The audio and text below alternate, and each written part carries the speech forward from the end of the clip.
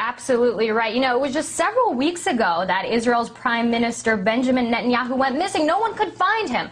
Well, apparently he was having a secret meeting in Russia with Dmitry Medvedev. But what was the purpose of this meeting, the real reason why he was there? Well, RT contributor and investigative journalist Wayne Madsen says that the trip was to arrange for the release of Mossad agents apparently linked to the hijacking of the ship, the Arctic Sea. Well, Mr. Madsen joins me today in the studio. Thank you so much for being here. So first of all, why was Netanyahu in Russia? What was the real purpose, as you say, of that meeting? Well, from my Middle East sources who I was talking to during the UN General Assembly meeting in New York City, where there was a host of world leaders and their aides and also a number of intelligence agents present, that Netanyahu's trip to Moscow was to plead for the release of these commandos, Mossad commandos. 6 of the 8 who were arrested by the Russian Navy have criminal backgrounds. They're either citizens of or legal residents of Estonia and Latvia. That these individuals hijacked the Arctic Sea, possibly for something like a false flag operation to try to implicate Russia in the transport of S-300 system missiles to Iran. It may have gone horribly wrong from what I was told, but mere fact is that the operation was bungled.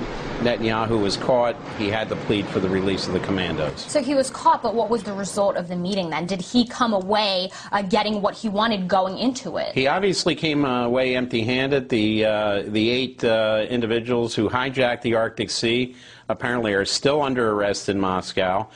We do know that they've come up with a story that they were merely ecologists on the Baltic Sea who were hit by a rogue wave, and they went up to the Arctic Sea and asked to board because their small boat was taking on water. That sounds like a very implausible excuse on their part. So obviously we have cover stories being put forward, including the fact that when the vessel was off the Cape Verde Islands, the captain radioed and said that they were the Changdin II transporting palm timber from Havana to Sierra Leone. Very unusual, since Sierra Leone has plenty of palm trees and obviously doesn't need palm timber.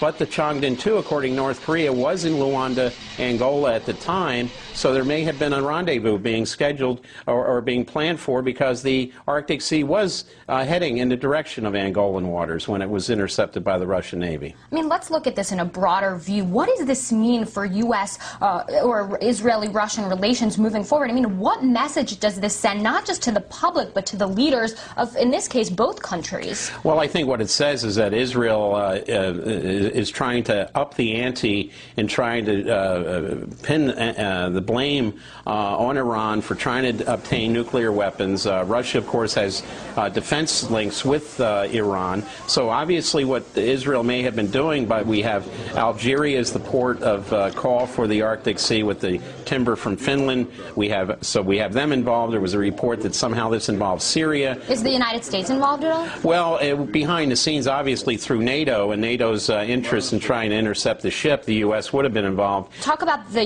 U.S.'s involvement just a little bit more. I want you to elaborate on that. Well, when the Arctic Sea was missing, of course, NATO was involved in trying to find the ship. What we're told is the British were involved, NATO was involved, the Americans were involved. To what extent, we really don't know, because this story is still very unusual, clouded in a lot of mystery, but these are the ingredients for intelligence operations when you have all these players and all these stories, some of which are true, some of which are obviously disinformation on the part of certain parties. So it may be months before we actually find out what actually happened with this vessel. Well, we hope that you'll be joining us to clear everything up. Definitely a mysterious and unusual story here. I want to thank you for being here. We'll keep you posted on all of the latest developments of this story. But for now, Kevin, back to you in Moscow. Yeah, as you're saying, Dina, so many theories on what may or may not have happened. This whole thing kicked off in the summer. What was it? Late July, wasn't it? And it's all chronicled on our website as well, rt.com. For now, Dina Grusovsky and RT contributor Wayne Madsen in Washington, thank you.